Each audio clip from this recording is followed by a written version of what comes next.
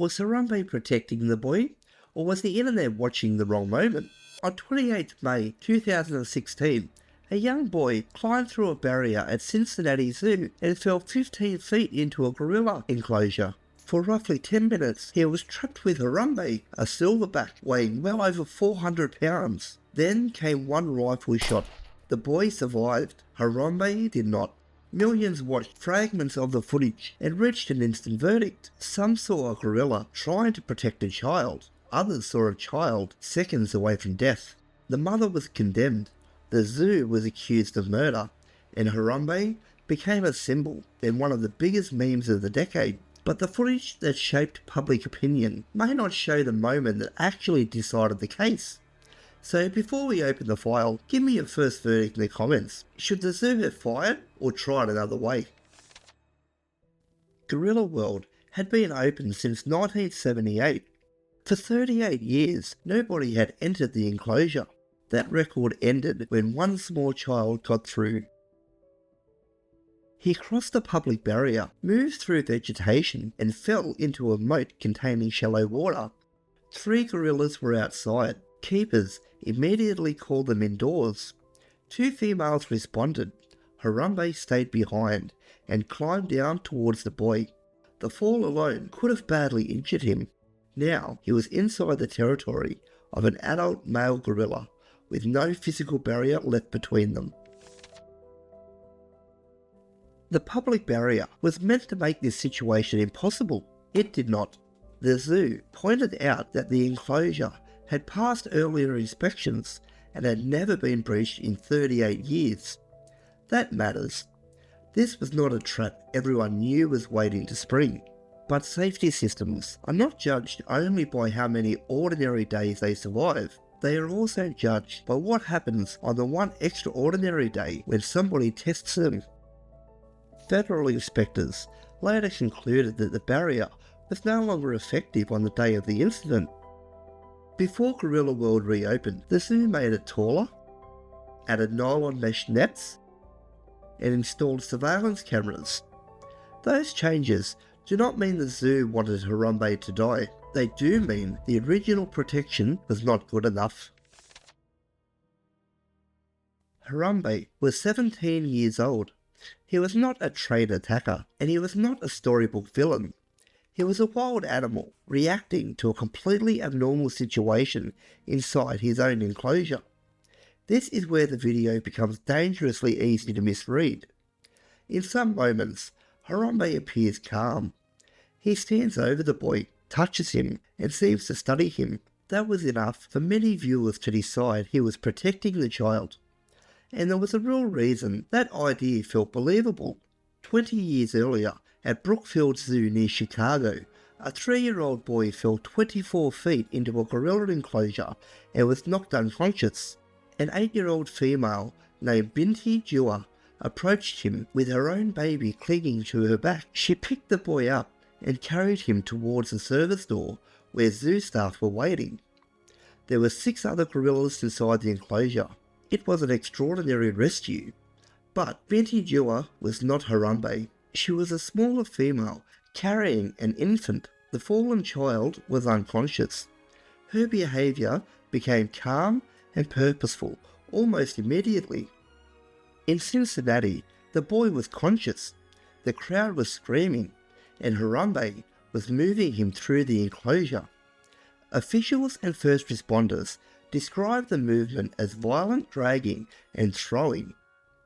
There were gentle-looking seconds. There were also terrifying ones. No short clip can tell us exactly what Harambe intended, or what he would have done next. The central question was not whether Harambe was evil. It was whether he could kill the boy before anyone could stop him. A silverback does not need to launch a deliberate attack to kill a small child. One sudden pull, one defensive reaction, or one panicked movement could be enough. This is what makes this case so uncomfortable. Harambe may have been curious. He may have even shown moments of care. Neither possibility made the situation safe. The emergency team could not gamble on his intentions. They had to judge his strength, the boy's position, and how quickly everything could change. So, why not use a tranquilizer? This sounds like the obvious answer. Fire a dart, Harambe falls asleep, everybody lives. But a tranquilizer is not an instant off switch. The zoo said it would take several minutes to work. The dart could also startle or agitate Harambe while the boy was still within reach. Some gorilla specialists argued that other options might have been attempted. Distraction, a familiar keeper's voice, or more time to draw Harambe away. That disagreement deserves to be heard. But there is a difference between an option that might work and one that stops the danger immediately. Nobody outside the response team knew which techniques were available, how Harambe would react, or whether the boy had another minute. The rifle was not the kindest option.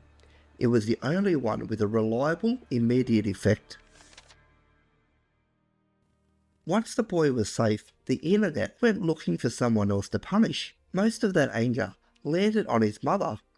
She was supervising 3 other children and, according to the prosecutor, turned away briefly when one of them moved off. After reviewing the evidence, authorities found that she had not acted recklessly and filed no charges. Without my own family history, I might once have heard she had several children with her and thought that was a bloody weak excuse. Then I remembered what I was like at that age. Mum had to keep me on an actual leash when we went out, because the moment she looked away, I would be gone before she knew it. Some little kids are escape artists with no fear and absolutely no survival instinct. That does not erase parental responsibility, but losing sight of a child for seconds is not the same as abandoning one. The prosecutor said witnesses described the mother as attentive. The boy simply moved faster than the adults around him. The zoo also carried responsibility. Federal investigators found the barrier had failed, but they also found that the dangerous animal team followed its emergency procedures. That gives us the most important distinction in the whole case. The prevention system failed. The final response did not. The real event lasted about 10 minutes. The argument lasted years. One set of clips was used to prove Harambe was a gentle rescuer. Another was used to portray him as an attacking monster. The mother became a target for strangers who knew almost nothing about her. Harambe became a martyr, then a slogan, then a joke repeated so often that the original tragedy almost disappeared underneath it. A critically endangered gorilla died. A young boy came frighteningly close to dying. Keepers lost an animal they knew and cared for. Yet the internet flattened all of that into a contest over who deserved the most hatred. Before I give the final verdict, if you appreciate animal cases that separate evidence from outrage, give the video a like. It helps more wild ones find the channel. Was killing Harambe the only choice? Not the only imaginable choice, but at the moment the shot was fired, it was the only available option that could end the danger both immediately and reliably.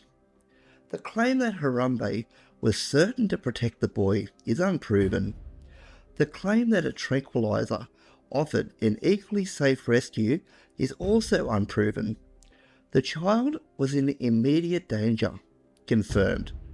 The lethal response was justified. And the claim that this tragedy was unavoidable, busted. Harambe did not die because he was guilty. He died because a human safety system failed, placing a child inside an enclosure where every remaining option carried a terrible risk. The people who fired the shot did not create the failure in the final seconds. They inherited it. So who failed Harambe? Not one cartoon villain. Not one careless monster. A barrier failed.